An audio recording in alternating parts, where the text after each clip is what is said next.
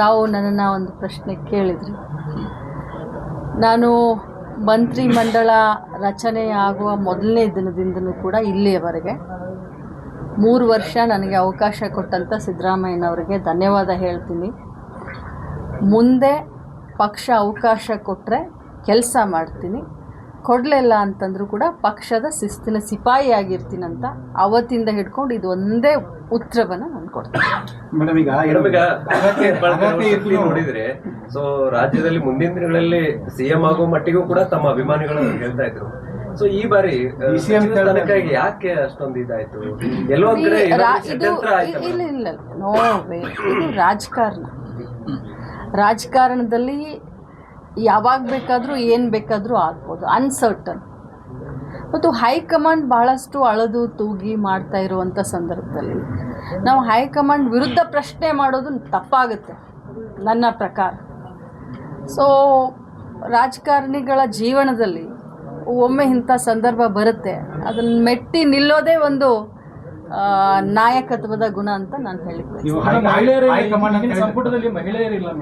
ಅದು ನೋಡಿ, ನಾನು ನಿಜವಾಗ್ಲೂ ಹೇಳ್ತೀನಿ, ಮಹಿಳೆಯರು ಇಲ್ಲದ ಸಂಪುಟ ಅಪೂರ್ಣ.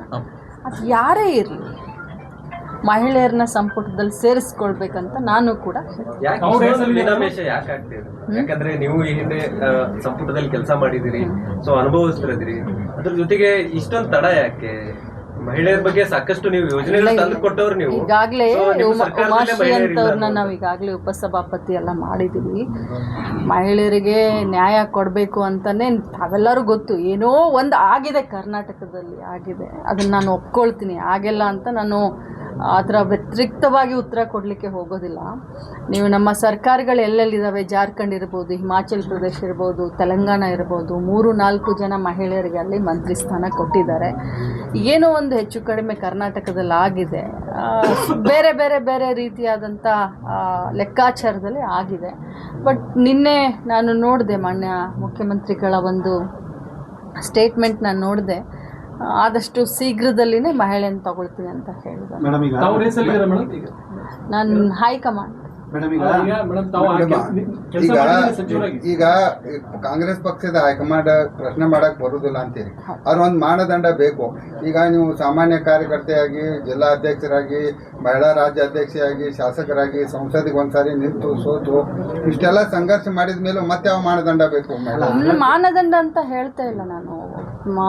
ಪ್ರಾದೇಶಿಕವಾಗಿ ನೋಡ್ತಾರೆ, ಜಾತಿವಾರು ನೋಡ್ತಾರೆ, ನೀವು ಹೇಳಿದಾಗೆ ಅನುಭವ ನೋಡ್ತಾರೆ, ಪಕ್ಷ ಸೇವೆಯನ್ನು ಕೂಡ ನೋಡ್ತಾರೆ. ಬಟ್ ಯಾವ ಮಾನದಂಡ ಅಂತ ಇಂಥದೇ ಮಾನದಂಡದಿಂದ ನನಗೆ ಸಿಕ್ಕಿಲ್ಲ ಅಂತ ಹೇಳಲಿಕ್ಕೆ ಬರೋದಿಲ್ಲ. 3 ವರ್ಷ ನನಗೆ ಕೊಟ್ಟಂಥ ಅವಕಾಶದಲ್ಲಿ ಬಹಳ ಒಳ್ಳೊಳ್ಳೆ ಕೆಲಸ ನನ್ನ ಡಿಪಾರ್ಟ್ಮೆಂಟ್ನಲ್ಲಿ ಮಾಡಿದ್ದೀನಿ.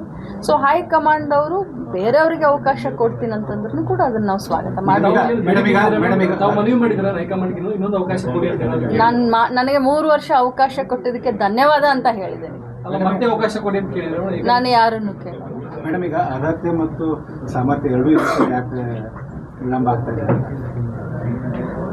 ಹಾಗಲ್ಲ, ಇಲ್ಲಿ ವಿಳಂಬದ ಪ್ರಶ್ನೆ ಬರೋದಿಲ್ಲ. ಇರೋ 34 ಸೀಟ್ನಲ್ಲಿ, ಮೊದಲ ಪಟ್ಟಿಯಲ್ಲಿ ಇರೋ 34 ಸೀಟ್ನಲ್ಲಿ ಈಗ ನಾನೇ ಭಾಳಷ್ಟು ಅನುಭವ ನನಗೆ ಇದೆ, ನಾನೇ ಇದ್ದೀನಿ ಅಂತ ಹೇಳಲಿಕ್ಕೆ ಬರೋದಿಲ್ಲ.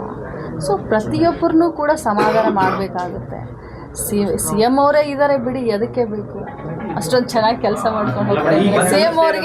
ಸಿಎಂ ಅವ್ರಿಗೆ ನಾವು ಶಕ್ತಿಯನ್ನ ತುಂಬುವಂತ ಕೆಲಸ ನಾವು ಮಾಡ್ತೀವಿ. ರಾಜ್ಯದ ಕೆಲವೊಂದಿಷ್ಟು ಭಾಗದಲ್ಲಿ ನೀವು ಜನರನ್ನ ಸೆಳೆಯುವಂತದ್ದು ಇವತ್ತು ತಮ್ಮ ಮುಖಾಂತರ ಹೇಳಲಿಕ್ಕೆ ನಾನು ಬಯಸ್ತೇನೆ.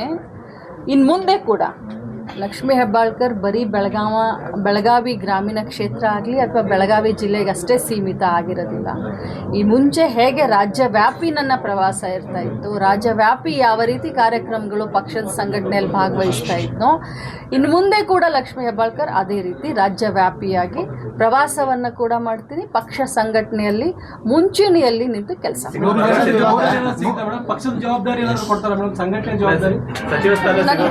ನೀವೇನು ಕೇಳಿದ್ರು ಕೂಡ ನಾನು ಪಕ್ಷದ ಶಿಸ್ತಿನ ಸಿಪಾಯಿ. ಅವ್ರು ಏನು ಜವಾಬ್ದಾರಿ ಕೊಟ್ಟರು ಮಾಡ್ತೀನಿ. ಆದರೆ ನನಗೇನೂ ಕೂಡ ಅದರ ಕಲ್ಪನೆ ಇಲ್ಲ, ಯಾಕಂದರೆ ನನಗೆ ಅದ್ರ ಬಗ್ಗೆ ಏನೂ ಗೊತ್ತಿಲ್ಲ.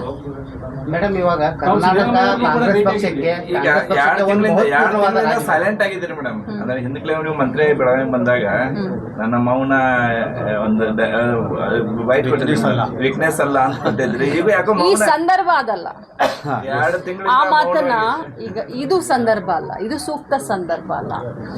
ಈಗ ನಾನು ಆ ರೀತಿ ಬಿಟ್ರೆ ಅದು ಡೈರೆಕ್ಟ್ ಆಗಿ ನಾನು ಹೈಕಮಾಂಡ್ಗೆ ನಾಯಕತ್ವಕ್ಕೆ ಮಾತಾಡ್ದಂಗಾಗುತ್ತೆ.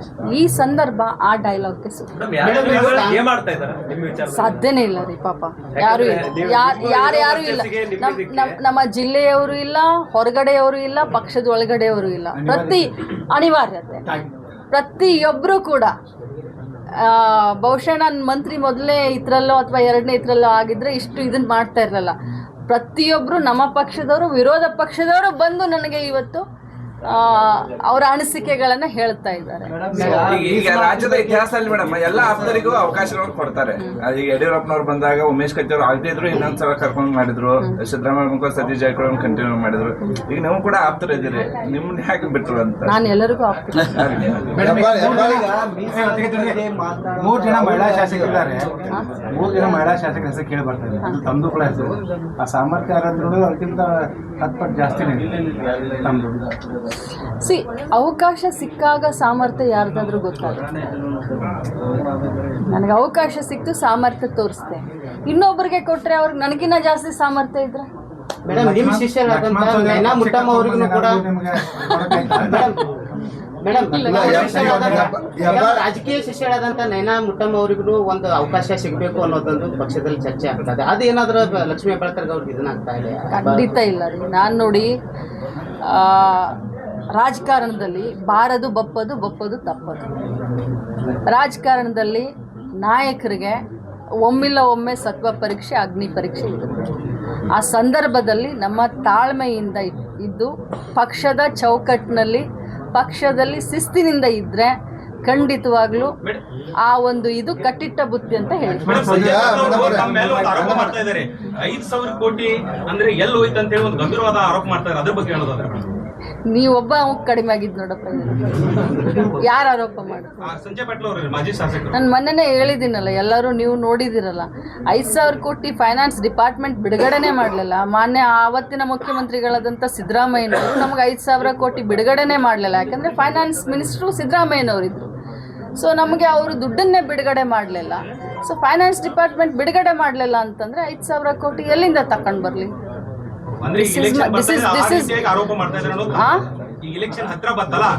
ನಾನಲ್ಲ, ಅವ್ರಿಗೆ ತಿಳುವಳಿಕೆ ಕಡಿಮೆ, ಅದಕ್ಕೆ ಆರೋಪ. ಈಗ ಹೆಬ್ಬಾಳ್ಕರ್ ಅಂದ್ರೆ ಪವರ್ಫುಲ್, ಹಠಮಾರಿ, ಕೊನೆ ಕ್ಷಣದಲ್ಲಾದ್ರೂ ಮಂತ್ರಿ ಹಾಗೆ ಬರ್ತಾರಂತೆ ನಿಮ್ಮ ಅಭಿಮಾನಿಗಳು ಈಗ ನಿರೀಕ್ಷೆಯಲ್ಲಿದ್ದಾರೆ, ನಂಬಿದ್ದಾರೆ, ವಿಶ್ವಾಸ ಇಟ್ಟಿದ್ದಾರೆ. ನಿಮ್ಮ ಅಭಿಮಾನಿಗಳಿಗೆ ಏನು ಹೇಳ್ಬೇಕು? ಆ ನಂಬಿಕೆನ ಮುಂದುವರಿಸ್ಕೊಂಡು ಹೋಗಿ ಅಂತ ಹೇಳ್ತೀನಿ. ವೀಕ್ಷಕರೇ, ಇಂತಹ ಹೊಸ ನ್ಯೂಸ್ ಅಪ್ಡೇಟ್ಸ್ಗಳಿಗಾಗಿ ನಮ್ಮ ಸೆಂಚುರಿ ಟಿವಿ ಚಾನಲನ್ನು ಸಬ್ಸ್ಕ್ರೈಬ್ ಮಾಡ್ಕೊಳ್ಳಿ. ನಿಮ್ಮ ಅನಿಸಿಕೆಗಳನ್ನು ಕಾಮೆಂಟ್ ಮಾಡಿ. ಹಾಗೆ ಈ ವಿಡಿಯೋ ಇಷ್ಟವಾದಲ್ಲಿ ಶೇರ್ ಮಾಡಿ. ಬದಲಾವಣೆ ಕಡೆ ನಮ್ಮ ನಡೆ.